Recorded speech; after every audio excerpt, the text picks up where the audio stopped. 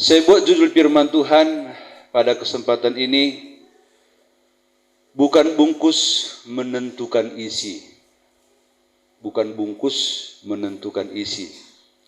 Memang saudara, banyak sekali bungkus menentukan isi, ya kan? Contohnya mangga. Kalau mangga kulitnya ya manggalah dagingnya, mangga juga bijinya di dalam, mangga semua. Tetapi seringkali mangga yang bungkusnya kulitnya adalah kulit mangga, dagingnya di dalam mangga, batunya di dalam bijinya mangga, tapi mangga itu seringkali ada ulatnya. Jadi kalau dijual dipajak begitu, kalau kita nggak teliti memilih mangga, jeruk begitu ya, kita beli, bisa nanti kita dapat yang ada ulatnya. Tentu ulat itu kalau kita tahu ada di dalam, pasti mangga itu kita tidak mau beli. Ataupun kalau mau kita beli, itu sudah harga miring. Karena harus dibuang nanti yang busuknya, kita makan yang tidak busuk. Begitu. Saudara dikasih Tuhan, bukan bungkus menentukan isi, hal ini seringkali terjadi di dunia umum. Dunia umum, seringkali pada waktu terjadi satu pemilihan di satu instansi, ya pilihlah aku katanya, kan begitu. Nah, semua program-programnya sudah bagus, semua terpampang di dinding-dinding, ya baliho-baliho, semua gambar bersama dengan visi misinya mantap. Tetapi saudara, itu kan hanya kulit. Belum tentu apa yang ditulis di situ nanti dia lakukan. Itu belum tentu ya, belum tentu. Walaupun tidak semua begitu, tapi banyak sekali kita tertipu akan hal itu. Nah, saudara dikasih Tuhan, di dalam dunia umum itu sering terjadi. Juga di dunia rohani, di kekristenan, di agama, itu pun seringkali terjadi. Bukan bungkus menentukan isi. Ya.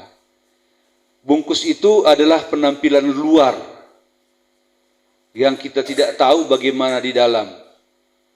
Semua kita tadi ke gereja pasti lewat cermin ya. Saya sudah bapak-bapak udah botak masih lewat cermin saya. Saya mau tampilkan yang terbaik, itu padahal nggak bisa lagi. Ya, udah ginilah paling baik. Ya. Udah ginilah paling ganteng. Semua kita tadi pasti sudah lewat cermin. Tapi ya sesudah kita lewat cermin, lalu sudah mantap lah, sudah oke lah, gitulah, sudah habis lah. Kita setel gaya kita, baru kita pergi ke gereja, kan begitu. Itu bagian luar yang tidak menjamin bagian dalam hati ya. Ada orang tertawa tapi dalam sedih, iya kan? Ada orang menangis tapi di dalam tertawa. Itu dunia sandiwara ataupun dunia perfilman begitu. Dia tertawa, ha. Gue happy nih. Padahal banyak beban di dalam. Hatinya menangis, mulutnya tertawa. Ada yang menangis wajahnya tapi hatinya menjerit. Kalau seandainya tidak ada orang, dia sudah menjerit. Dia masukkan mulutnya ke ember. Wah! Di dalam. Gubuk. Karena malu didengar orang. Jadi sekali lagi, kulit atau bungkus tidak menentukan isi. Saudara dikasih Tuhan, kata-kata yang saya katakan ini tadi adalah sama dengan pembohong ataupun pendusta. Kalau dusta, bohong itu yang dia katakan nggak benar. Nggak benar itu. Namanya saja sudah dusta, sudah bohong.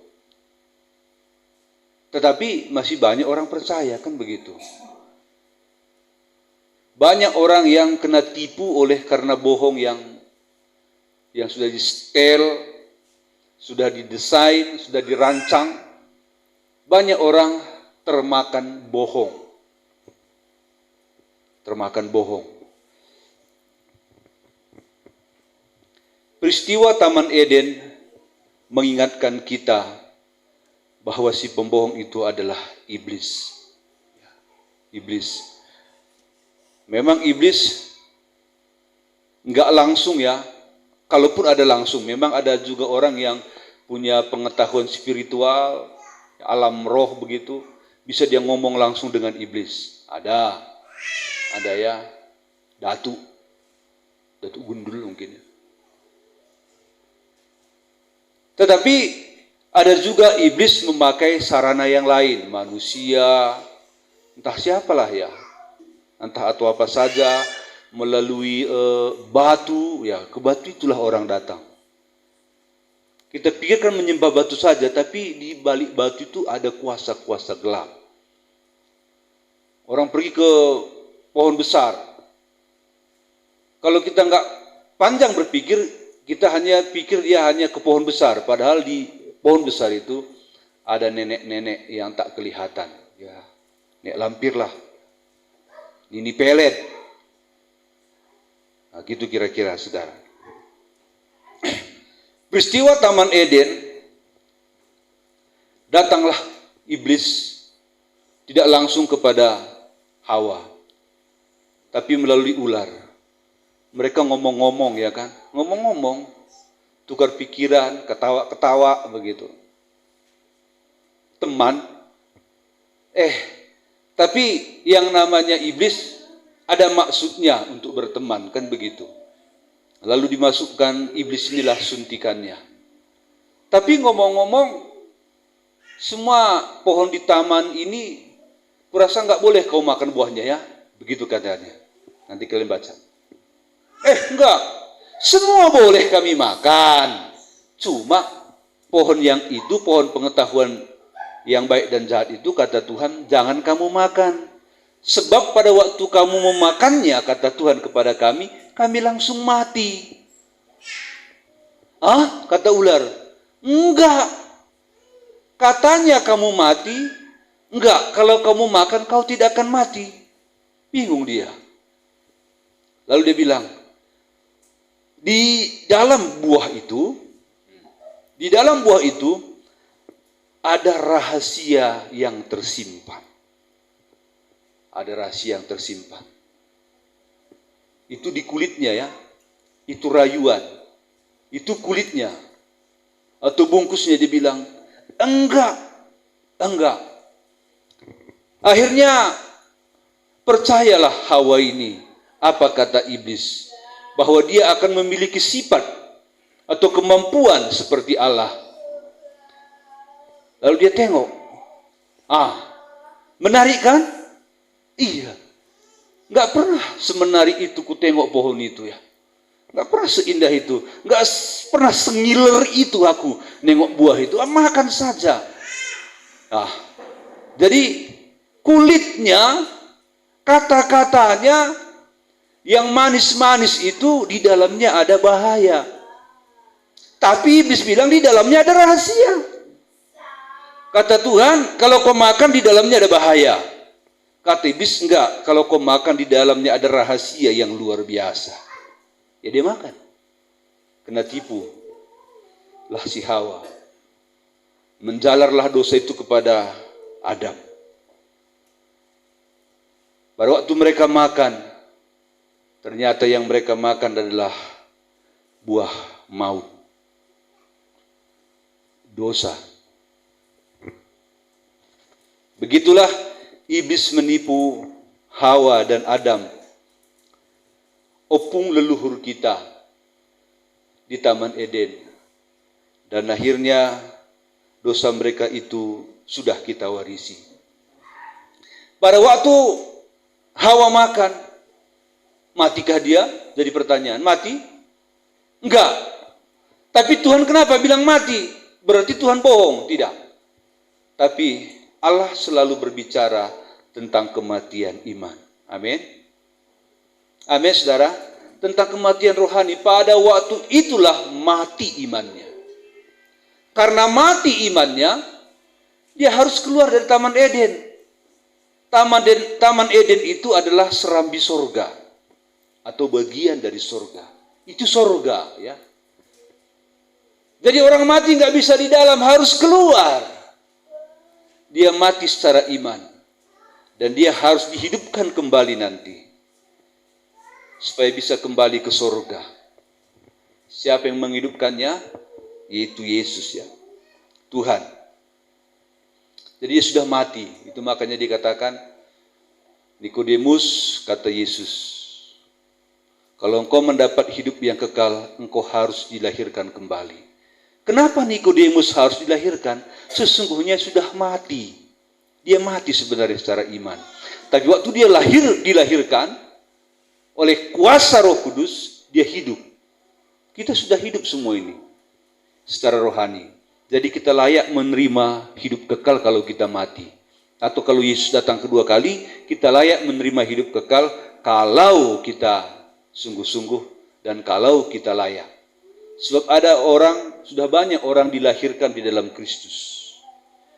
Tetapi pertumbuhannya, tapi imannya cacat. Ideot. Tidak mencapai kedewasaan.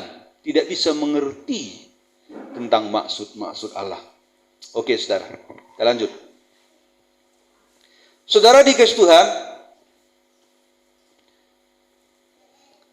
kematian rohani jauh lebih berbahaya daripada kematian jasmani. Kalau kematian rohani, pasti masuk neraka. Tapi kalau kematian jasmani belum tentu. Tergantung daripada orang yang mati itu. Waktu dia mati, tercatatkah dia orang yang mengasihi Tuhan atau tidak? Atau menyia-nyiakan kasih karunia Tuhan? Menyia-nyiakan waktu.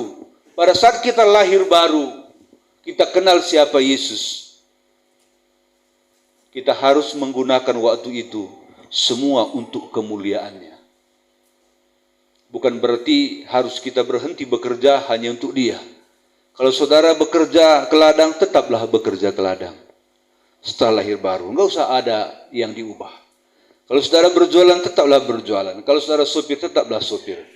Kalau pegawai negeri, tetap pegawai negeri. Tapi kerjakan keselamatan dengan takut dan hormat. Karena itulah yang kekal dan yang kau miliki sekarang akan berakhir. Amin. Akan berakhir semua. Jadi kita harus bisa membedakan. Itulah makanya kalau mengikut Tuhan harus belajar. Memperdalam iman. Di mana kita belajar? Kita belajar itu saat kita beribadah. Situ kita belajar mengenal pribadinya dalam penyembahan. Dan mengenal firman-Nya lewat kebenaran firman Allah. Tidak cukup itu, di rumah pun harus baca firman Allah. Di rumah pun harus juga ada waktu berdoa. Supaya pengenalanmu akan Tuhan itu jangan kerdil. Nggak layak begitu. Banyak orang yang lahir baru, tapi nggak layak masuk surga. Kenapa? Karena pertumbuhan imannya itu nggak mencapai standar Allah. Standar Allah nilai 6 umpamanya, baru masuk surga. Kita nilai 5.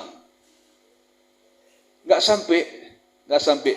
Tanggung sekali. Biarpun tanggung, kalau nggak masuk ngeri itu sudah. Ngeri. Kamu hampir saja dapat jadi polisi. Nah, dia melamar Akpol. Lalu waktu Pantohir, panitia berkata, kamu hampir saja dapat. Ya, hampir. Kira-kira berapa persen lagi? Maka saya dapat, Pak. Ya, 0, sekian. Kan? 0, kalau seandainya kamu bisa memiliki 0,1 itu, kamu dapat. Tapi kan pulang nggak dapat.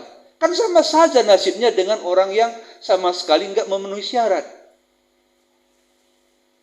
Uang sudah banyak habis. Tapi waktu pulang ke rumah hampir dapat. Sama saja hampir dapat sama gagal dari awal. Lebih enak pun gagal dari awal kan? Kalau seandainya itu menjadi ukuran. Uang sudah banyak habis. Hampir kamu masuk surga kata Yesus. Hampir. Jadi apa lagi persyaratannya? Berapa lagi? 0, kata Yesus. Tapi apalah boleh buat? Di sini gak ada sogok menyogok. Pulang. Ngeri, saudara. Ngeri. Saudara, kita harus merasakan roh kengerian. Roh takut yang ngeri. Masuk neraka itu. Harus kita rasakan di hati kita. Supaya kita berusaha untuk mendapat nilai standar. Untuk masuk surga dari Tuhan. Amin. Harus ya saudara, harus kita punya rasa takut masuk neraka dan rasa hormat kepada Tuhan. Banyak orang mati tidak pernah mengenal Kristus. Banyak. Tapi lebih ngeri lagi, banyak orang mati mengenal Kristus tapi tidak mengasihinya. Itu lebih ngeri. Itu makanya Paulus berkata, apakah sudah sia-sia semua yang selama ini kau ketahui tentang Yesus? Sudah begitu dalam engkau mengerti, tapi kenapa kau tinggalkan? Mudah sekali hatimu berubah. Nah, ini lagi paling ngeri, saudara. Lebih besar hukuman orang yang mengenal Kristus dan meninggalkannya daripada orang yang tidak mengenal Kristus sama sekali. Karena dia setelah pernah dilahirkan secara rohani ataupun spiritual. Saudara dikasih Tuhan, iblis ingin menaklukkan manusia. Ya. Iblis ingin menaklukkan manusia dengan caranya yang licik, dengan caranya yang picik. Iblis enggak pernah berkata begini, aku bigu ganjang. Kalau kau dekat dengan aku, ku cekek kau, ku cekek cucumu. Enggak pernah itu.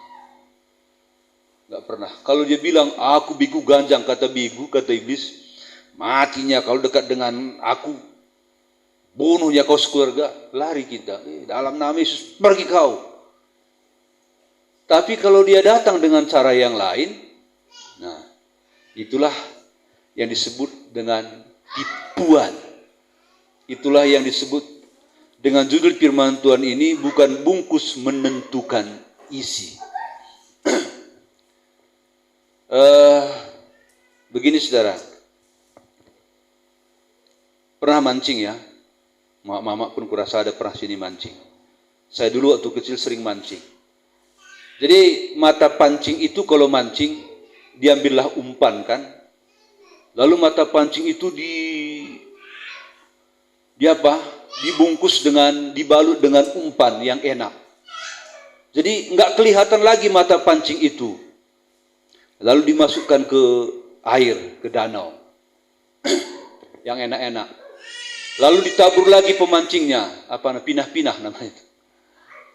Dedak mungkin, atau makanan yang lain. Tapi ada satu di dalam yang paling enak. Itu paling berbahaya.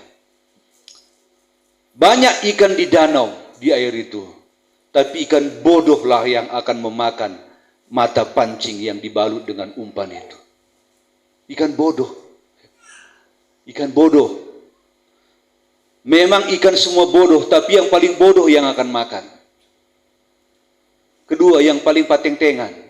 Mikir. Takut kau semua makan enak. Apa yang terjadi saudara? Kenalah sini kan. Mau ditarik, nggak bisa lagi lepas. Beginilah saudara dikasih Tuhan, iblis menipu manusia. Kita harus sadar tipuan iblis itu memang tipu daya. Memang satu tipuan yang benar-benar dapat dipercaya kalau kita hanya lihat segelnya. Kalau hanya kita lihat tampilan luarnya, kalau hanya kita lihat bungkusnya, bungkus kadonya, wow, sangat menggiurkan. Bukan hanya tulisannya yang mantap, punya statement-statement yang luar biasa di bungkus kado itu, warnanya pun ya mengkilat-kilat, sangat menggoda. Kalau kita tengok sekali, kita belakangkan, kita ingin tengok lagi. Memandang yang gak ada puasnya gitu. Gak pernah puas memandangnya, akhirnya memegangnya. Gak puas memegangnya, akhirnya memakannya. Tahukah saudara, di dalam mata pancing itu ada jerat maut. Betul ya? Jerat maut. Kita ini ibarat ikan-ikan di dunia ini yang dipancing oleh iblis. Orang-orang ikan-ikan bodoh, anak-anak Tuhan yang bodoh lah yang akan memakan pancingan iblis itu. Orang serakah mata duitan akan dipancing iblis dengan duit. Orang yang gila jabatan akan dipancing iblis dengan jabatan. Cari duit, pergi ke gunung apa itu? Gunung Singgalang. Apa ini? Gunung Pisu-Pisu.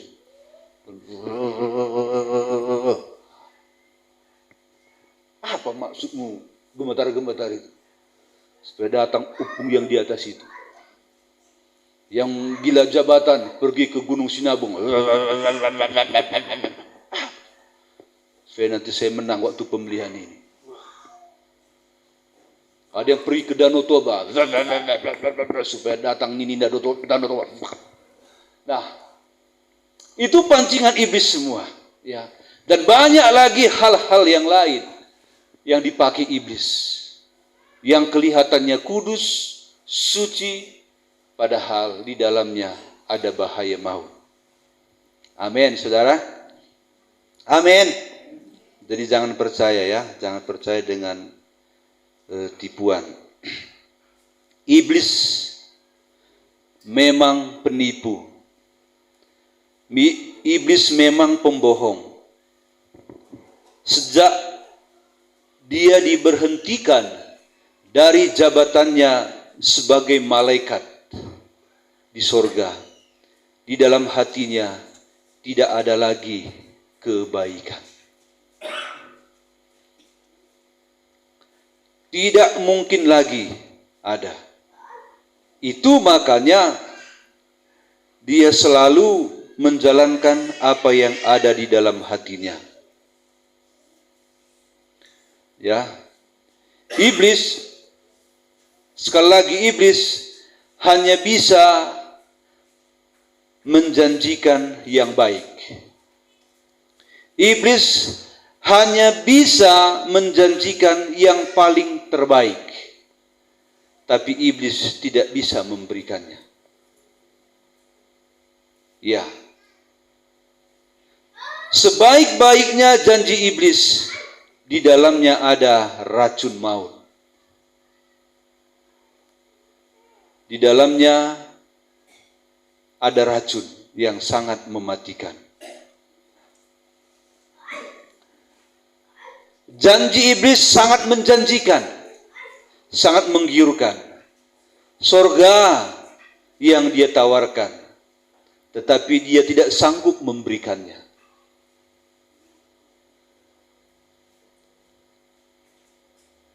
Oleh sebab itu, waspadalah, supaya jangan kita termakan oleh tipuan iblis. Supaya jangan kita nanti kena sengat, kena jerat, ya, kena jerat. Kembali ke ayat kita tadi. Waspadalah terhadap nabi-nabi palsu yang datang kepadamu dengan menyamar seperti domba, tetapi sesungguhnya mereka adalah serigala yang buas. Ini kan tipuan ya, tipuan. Waspadalah terhadap nabi-nabi palsu yang datang dengan menyamar seperti domba, tetapi sesungguhnya mereka adalah serigala yang buas. Dia serigala. Makanannya adalah daging domba. Jadi dia datang dengan memakai pakaian domba. Dia jalan-jalan bersama domba. Lalu diajaklah domba ini. Ayolah kita pergi ke samping sana sebentar. Di situ dimakannya domba itu.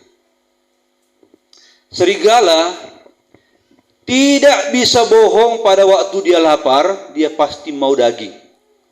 Dia nggak akan makan rumput. Itu bukan makanannya. Nggak nyambung ke tubuhnya kalau makan rumput. Serigala adalah predator, pemangsa daging yang bernyawa. Ya. Jadi, kalau dia datang ke tengah-tengah domba, tentu ada maksudnya. Nggak pernah serigala bisa bersahabat dengan domba. Nggak bisa itu. Nggak bisa sampai kapanpun. Tapi kalau dia menyamar, bisa. Sementara. Tetapi dia nggak bisa bohong. Waktu dia lapar sekali, nggak bisa dia makan daun-daunan. Nggak bisa. Sasarannya, bersahabat, bergabung dengan domba adalah untuk membunuh domba itu. Bukan hanya satu domba, tapi semua domba itu mau dia bunuh. Inilah iblis, saudara. Ya, iblis mau bersahabat dengan manusia, ya kan? Iya, bersahabat. Dengan janji-janji yang luar biasa. Yesus saja pun ditawari. Kemegahan dunia akan kuberikan kepadamu kalau engkau sujud kepadaku. Yesus saja dia goda pencipta alam semesta, pencipta iblis itu sendiri. Waktu dia masih malaikat kudus, dia diciptakan itu. Setelah dia jatuh dari kedudukannya, dia menyerang Yesus anak domba Allah. Kuberikan kepadamu kemegahan dunia. Kalau kepada Yesus saja dijanjikan janji semanis itu, kepada engkau pun diberikan janji itu.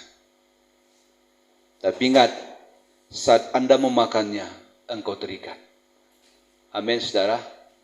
Siapakah yang bisa melepaskan kita dari jerat maut itu? Hanya Yesus. Hanya Yesus. Adakah di antara kita telah memakan itu?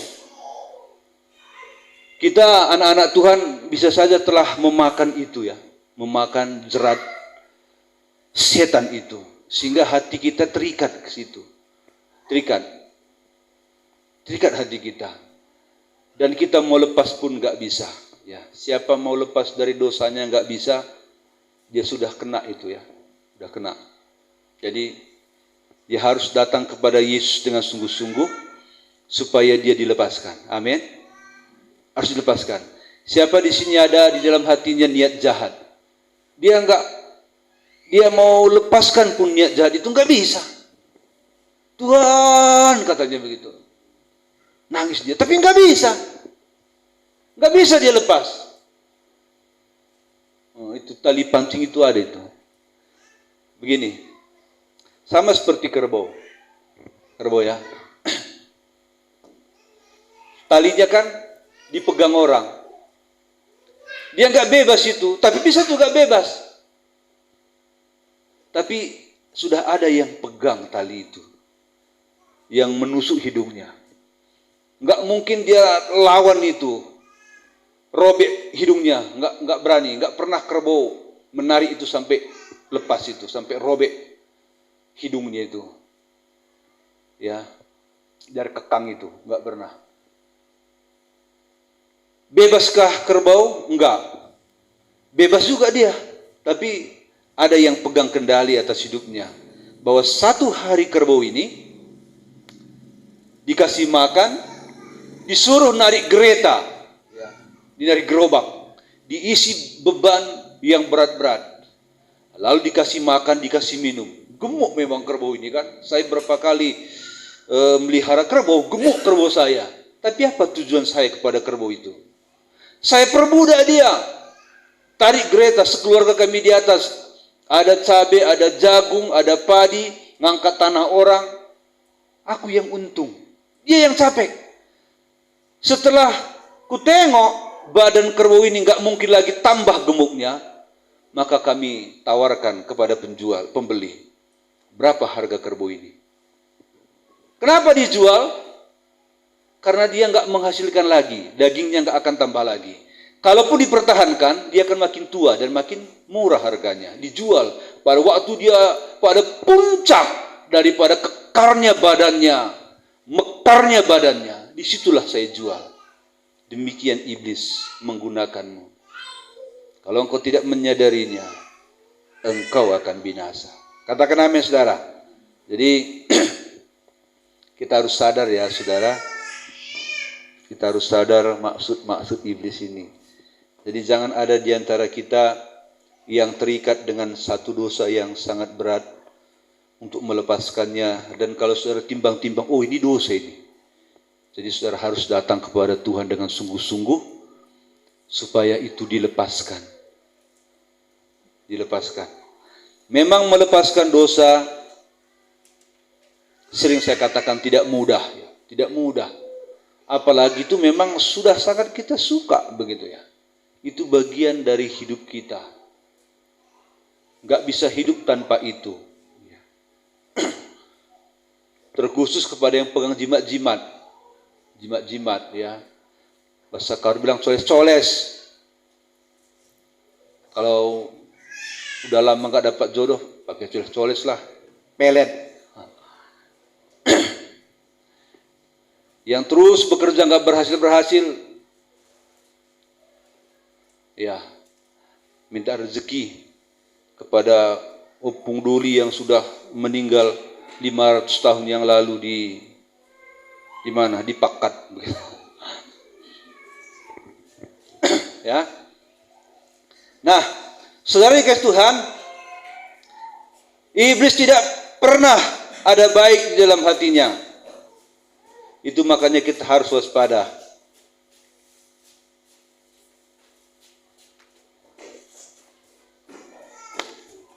Jadi siapa yang lemah, siapa yang bodoh, dia akan tertangkap ya, jerat iblis ini. Pasti tertangkap.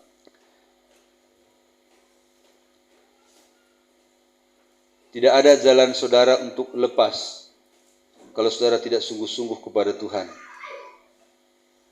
Jadi mari kita selidiki hati kita, ya. Selidiki hati kita, apakah kita ini sedang kena jerat atau tidak? Itu kitalah yang tahu.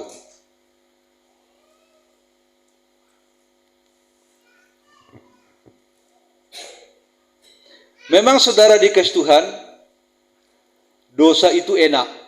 Enak, siapa bilang dosa enggak enak? Tapi ingat ya, waktu orang memancing di Danau Toba, enaknya dibuat umpan itu. Enak. Enak itu. Ya.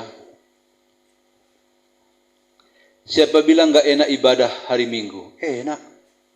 Saya saja ditanya, enak enggak ibadah? Enak. Tapi itulah yang harus kita lawan. Amin. Dosa itu enak. Siapa bilang nggak enak punya uang banyak? Enak.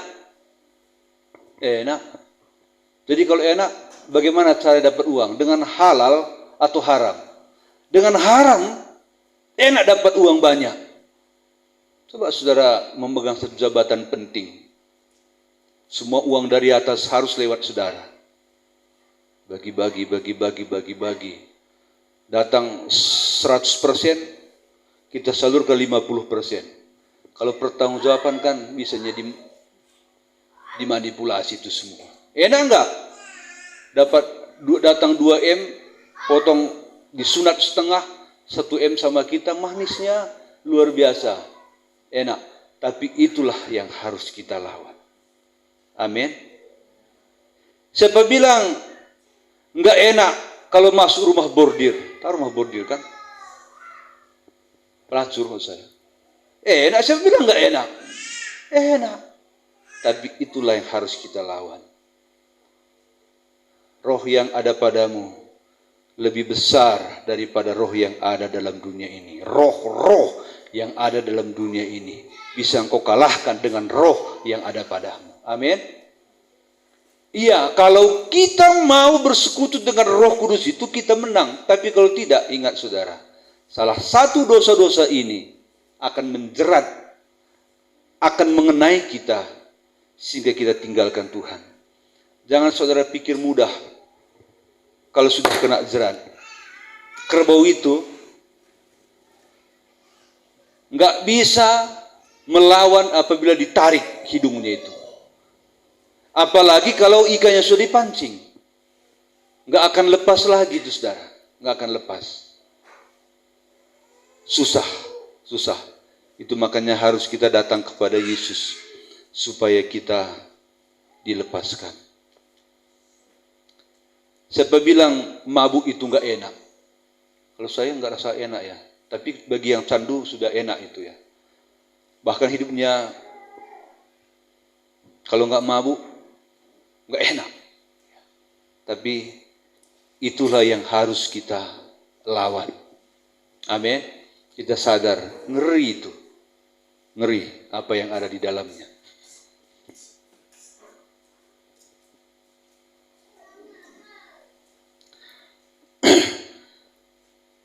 Akibatnya yang pertama adalah kalau kena tipu iblis ini, kita akan masuk neraka. Kedua, diri kita sendiri pun akan rusak. Ekonomi pun akan rusak juga. Hubungan suami istri pun bisa hancur. Anak-anak pun bisa hancur. Rohaninya. Kalau rohani anak sudah hancur, ingatlah akan kena juga masalah-masalah pribadinya. Memang kalau sudah hancur hatinya, rohaninya, tidak langsung kita lihat ada perubahan kejahatan dalam dirinya. Tapi itu sedang tumbuh di dalam. Itulah makanya saya sarankan kepada kita semua, suruh anak-anak kita sekolah minggu. Supaya benar-benar anak-anak ini nanti jadi penghiburan di masa tua kita. Amin. Kami yang menabur. Kalian cuma suruh aja dia datang. Kami yang menabur. Ya. Sebenarnya ngajar sekolah minggu penting ya saudara. Penting. Harus ditunjukkan kasih yang sangat besar. Coba kalau saudara datang ke sekolah minggu ributnya semua. Ada yang duduk ke depan, hadapannya ke belakang. Tapi nggak apa-apa, dengar lagu saja, ya, nyanyi saja, nyanyi Tuhan di sini. Walaupun dia lari-lari, ada masuk itu sudah, ada masuk. Firman Tuhan itu, mana suka anak sekolah minggu lama-lama dengar firman Tuhan, ya kan? Tapi ditabur terus, ya. Istilahnya kan kalau cerita Sakeus tanya dia, setengah pasti dapat dia itu. Pasti dapat dia. Memang cerita sekolah minggu kan itu-itunya terus kan. Di Alkitab itu aja diterus, diulang-ulang. Nah, tumbuhnya di hatinya itu. Perlu terus ditanamkan. Supaya jangan di hari tua, umurmu pendek karena dia. Amin. Ada bapak-bapak, nggak usah dibilang namanya, suami istri. GPD dia nih dari dulu. Waktu cerita-cerita sama pendetanya ini. Pendetanya udah tua pendetanya ini kan, tahu dia banyak sejarah anak-anak Tuhan di gerejanya itu kan, tahu dia. Kenapa mati jemaat gerejamu itu? Nah, kami bilang, itulah kira-kira ceritanya. Itu gara-gara anaknya itu ngulah. Dulu waktu mati bapaknya itu, anaknya nomor 3 itu narkoba. Jadi dijuallah ladang untuk menebus dia. Setelah dijual ladang itu sebagian, nggak cukup, matilah bapaknya memikirkannya. Mati. 2 tahun kemudian anaknya nomor 3 mengulah lagi. Ngapain? Membunuh dia di Jawa. Buronan sampai ke kampung. Waktu polisi datang ke rumah, bapaknya, mamanya mati. Kenapa bisa begitu? Memang dari dulu dilarangnya anaknya itu ke gereja. Dia ke gereja, tapi Senin Kamis lah. Nah, ini saudara. Bawa anak kita supaya jangan ada yang seperti itu ya. Memang dosa bukan hanya narkoba dan membunuh, banyak sekali jenis dosa. Banyak sekali jenis dosa yang bisa membuat anak-anak kita terjun ke dalamnya dan akhirnya dia mengalami masalah besar di dalam. Ingat saudara, kalau masalah anak sudah masalah kita ya. Dia bisa tahan, kita nggak tahan lagi. Nah, saya sarankan ajak anak-anak kita, suruh dia ke gereja. Kalau masih bisa dicubit dia lari ke gereja, kasih cubitan kecil, jangan cubitan besar nanti. Meratah kata orang Karo. Ya.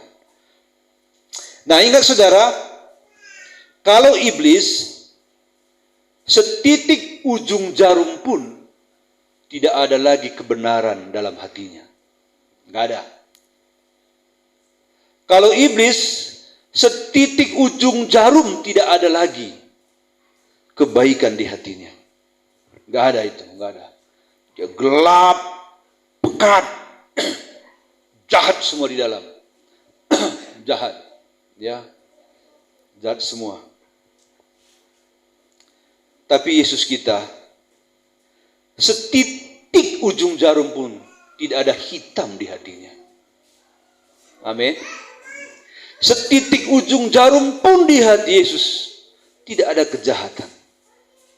Setitik ujung jarum pun di hati Yesus tidak ada yang tidak baik. Tulusnya dan sucinya hatinya dia berikan kepadamu. Haleluya. Dia berikan kepadamu. Sabarnya dia berikan kepadamu. Jadi kalau ada orang masuk neraka nanti, berarti dia telah melewati kesabaran Allah. Itu. Kesabaran Yesus itu ada. Jangan nanti kita bilang, sabar Tuhan itu tak ada ujungnya. Ada. Ada ya. Ada. Memang kuasanya tak ada ujungnya, kasihnya tak ada ujungnya, tapi ingat sabarnya ada ujungnya.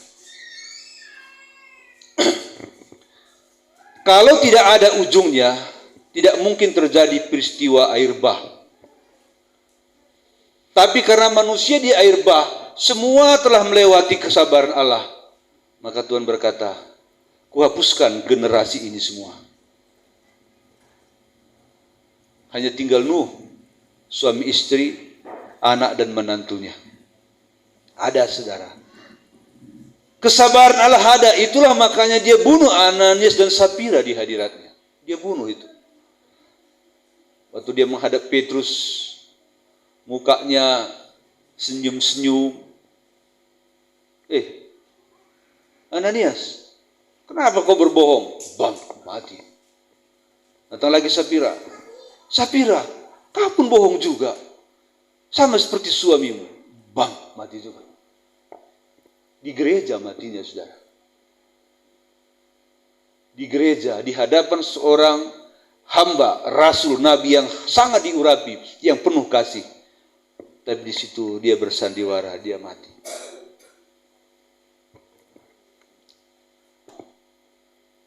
Saudara dikasih Tuhan, tujuan kita adalah surga. Amin ya. Tapi jangan saudara tertipu dengan iblis. Kalau saudara ditipu dengan iblis, saudara tersesat. Kita memang mau ke surga, tapi ditipu oleh iblis kita tersesat. Ingat, orang yang tersesat tidak pernah sampai kepada tujuannya. Betul ya, saudara? Betul. Orang yang tersesat secara rohani, dia akan sampai ke neraka. Sebab hanya dua tujuan hidup, satu surga dan neraka. Kalau kita tersesat menuju surga, berarti kita pasti masuk neraka. Kalau di dunia ini katanya, kalau malu bertanya, sesat di jalan, akhirnya jalan-jalan, kan begitu, jalan-jalan. Tapi kalau menuju surga saudara tersesat, jalan-jalan Anda berujung ke neraka. Saya mau tanya, pertanyaan terakhir. Adakah di antara kita di gereja ini yang tersesat?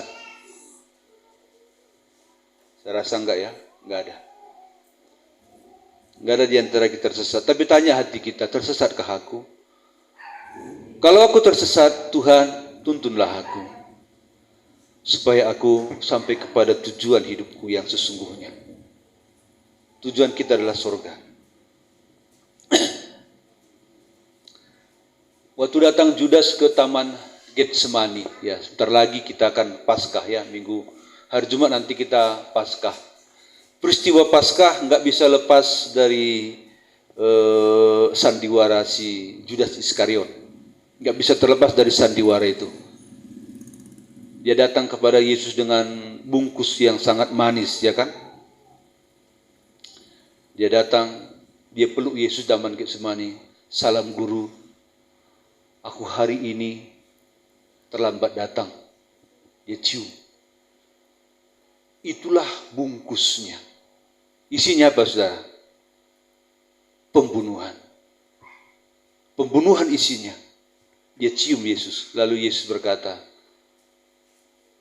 itukah arti ciumanmu? Judas, itukah makna dari kebaikanmu? Judas, inilah sandiwara yang kau buat untuk menjerumuskan aku ke tangan orang ini. Manis memang, saudara dikasih Tuhan. Iblis memang manis, luarnya, tapi dalamnya bahaya abadi. Haleluya. Sedangkan mengikut Tuhan, seringkali bungkusnya tidak baik, tapi isinya baik. Seringkali satu masalah lah bungkus dari berkat itu. Persoalanlah yang datang. Tapi setelah kita hadapi persoalan itu satu persatu kita selesaikan. Ibarat bungkus itu satu persatu kita buka, itu baru kali bungkus kado ini. Bungkus pertama air mata, bungkus kedua kecewa, bungkus ketiga tipuan, bungkus keempat rugi, bungkus kelima emas. Amin. Amin, saudara. Jadi jangan takut ya, jangan bersedih ya, jangan bersedih. Tadi pimpin pujian dia hampir nggak pede lagi. Itu baru bungkus kadonya. Ya. Percayalah bahwa bungkus itu saya nggak katakan bahwa itulah bungkus terakhir ya. Saya nggak bisa jamin. Mungkin masih ada bungkus-bungkus yang lain. Entah berapa lembar itu. Wah, kemeresek kemerusuk baru gitu. Ternyata di dalamnya harta yang abadi. Kalau enggak harta abadi, berkat doa yang selama ini kita naikkan. Memang begitulah kita lihat kehidupan di Alkitab. Kembali kita kepada Yusuf anaknya Yakub. Ngerti kan? Kira-kira kalau kita buat kado itu, bungkus pertamanya itu, saya nggak tahu berapa lembar, tapi yang saya tahu, bungkus pertamanya itu, di dalamnya kan Perdana Menteri. Bisa mengerti ya, maksud saya. Yusuf di rumah bapaknya, Tuhan sediakan berkat di Mesir, Perdana Menteri. Ngerti ya? Jadi bungkus yang pertama itu, dia dijual oleh saudara-saudaranya. Dihantam gebak-gebuk. Itu bungkus pertama. Bungkus kedua dimasukkan ke sumur kering. Sakit 1 malam di situ. 1 malam ya, ya kira-kira begitu. Bungkus ketiga dijual ke orang Midian itu Amalek. Setelah itu bungkus seterus ketiga, keempat sudah bosan orang Amalek menjadikan dia budak, dijualnya ke Potifar. Bungkus kelima dia dipitnah Potifar. Bungkus keenam dia masuk penjara. Dari penjara waktu dia buka kembali kado itu, Perdana Menteri. Katakan amin saudara. Yang mengeri katakan amin. Ya, jadi kalaupun saudara sekarang dalam lembah kekelaman, percayalah itulah salah satu jalan Tuhan membawa kita, memberkati kita. Amin. Ya, jadi seperti yang saya katakan tadi, judul ini bukan bungkus menentukan isi ya. Seringkali orang yang tertawa tapi hatinya menangis, kan begitu. Saya baru-baru ini buat satu lagu ya. Saya buat di reel Facebook saya, bisa nanti saudara lihat. Itu saya buat robot yang nyanyi itu, bisa nanti saudara lihat. Lagunya begini. Sembuhkan sakitku, sakit di dalam hatiku, karena kecewa, tertekan, dan air mata. Berikan aku Tuhan. Saya lupa. Agar mampu memberi pengampunan. Kuasa-Mu turunlah, bebaskanku. Kuasa-Mu sentuh hatiku, lepaskanku. Itu saya buat lagu itu ya. Buat lagu itu kira-kira 2 minggu yang lalu. Memang kalau saya buat lagu gampang saudara. Mungkin saudara bilang saya sombong. Saya bisa ciptakan lagu 2 menit satu lagu. Yang jual, yang beli nggak ada. Yang beli nggak ada. Kalau ada yang beli, saya bisa. Kalau membuat lagu satu hari gampang sekali, gampang sekali. Tapi kadang lagu itu setelah saya buat, saya simpan di HP. Lalu terhapus. Yang nggak terhapus itu kadang saya dengar, saya tambahin lagi. Kadang saya bengkok kiri. Saudara nggak tahu itu bengkok kiri, bengkok kanan, naik turun, cengkok. Ya, itu saudara nggak tahu itu, saya yang tahu ya. Membuat lagu itu. Jadi sudah ada gitu satu bahan lagu. Kalau bagus dia, kadang bisa saya langsung masukkan ke Facebook. Kalau nggak bagus dia bisa saya ukir lagi, cengkok kiri, kanan, kadang ada dipotong, ada ditambah, begitu. Jadi itu lagu itu. Bagi yang kecewa, itu lagu yang kecewa dan memberi pengampunan. Bisa lihat nanti di situ ya. Bisa lihat, cari nanti di reel saya ya. Di Facebook saya sudah aktif sekarang, selalu bikin khotbah-khotbah singkat. Tuhan memberkati. Ini sajalah firman Tuhan kepada kita. Kita nyanyi satu nyanyian yang berkata, ubah hatiku. Mari kita nyanyi, singer, sama-sama kita masuk hadirat Tuhan.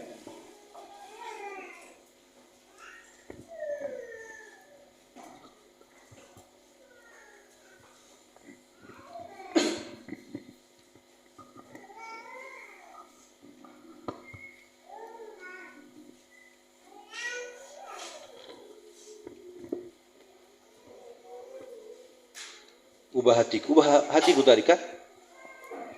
Aku perlu lupa juga. Ya. Mari kita semua bangkit berdiri saudara, supaya kita sama-sama renungkan sejenak firman Tuhan ini, supaya bisa nanti bertumbuh di hati kita. Ubah hatiku.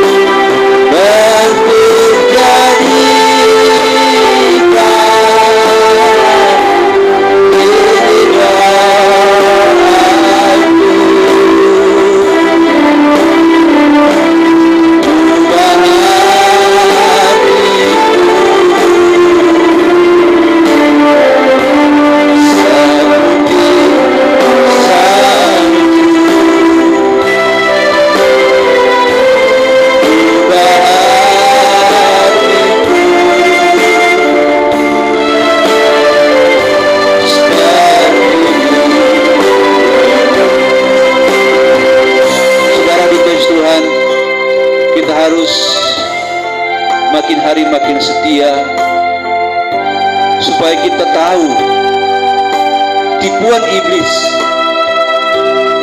supaya kita bisa tanggap bahwa maksud iblis kita tahu. Walaupun itu indah, walaupun itu mantap mentereng kelihatan dari luar, kita harus tahu apa di dalam. Hanya orang yang dekat dengan Tuhan, yang hatinya selalu diubah, yang akan mengerti apa yang sedang ditawarkan oleh iblis, yang kelihatannya manis, enak dalam jangka waktu pendek, tapi bahaya dalam waktu yang abadi. Mari saudara, kita datang selalu kepada Tuhan, supaya hati kita makin hari makin diubahkan, hati kita makin hari makin tanggap dengan situasi, kondisi yang sedang kita hadapi. Kita selalu diperhadapkan dengan tawaran-tawaran dari kuasa kegelapan yang kelihatannya manis. Pererat hubungan kita dengan Tuhan, setia beribadah, tetap berdoa, tetap bersyukur, ikut Tuhan terus apapun yang terjadi. Ubah hatiku, haleluya.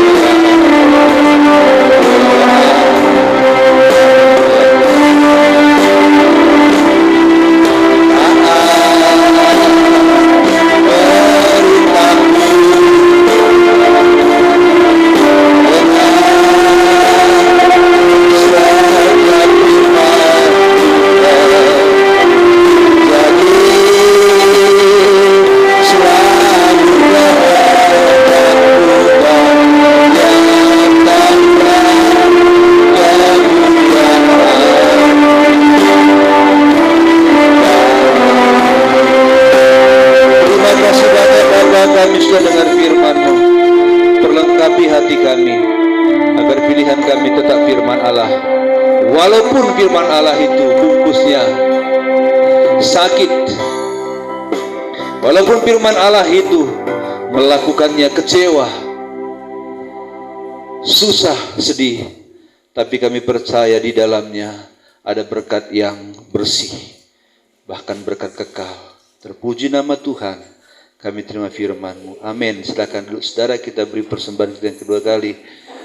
Ku diberkati, kau diberkati. Haleluya.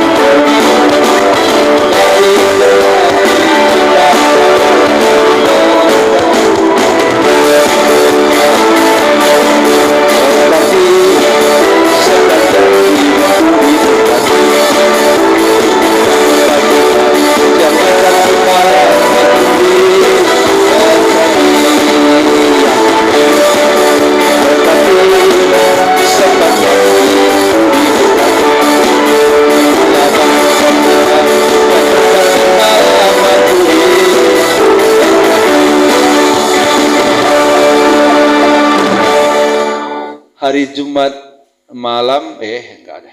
Hari Jumat ibadah Jumat Agung kita di gereja ini ya. Jam 10. Terus ibadah malam enggak ada ya. Sekolah minggu pun enggak ada. Pemuda ada. Singer, pujian Ibu Gembala, singer Ibu Herliska dan Ibu Lisma. Menerima tamu keluarga Bapak Kristin Simarmata. Minggu depan pujian Ibu Jaya, singer Ibu Debi sama Ibu Chandra. Sabtu jam 7 latihan pujian singer musik rebana. Sabtu jam 8 ibadah pemuda. Ibadah malamnya nanti ya. Minggu depan jam 2 Paskah sewilayah di Panribuan ya, jam 2 minggu depan. Sana kita semua rame-rame. Amin. Ada lagi pengumuman? Ada lagi? Mari kita semua bangkit berdiri saudara. Kita langsung saja berdoa. Kembali kami bersyukur kepada-Mu Bapa pada saat ini karena Engkau telah memberkati kami melimpah-limpah. Awal sampai akhir ibadah kami Engkau telah pimpin. Anak Tuhan telah memberikan persembahan mereka. Persembahan waktu pujian, hormat kemuliaan, persembahan buah tangan pertama, kedua, dan persembahan lainnya. Tuhan berkati semua melimpah-limpah dari surga.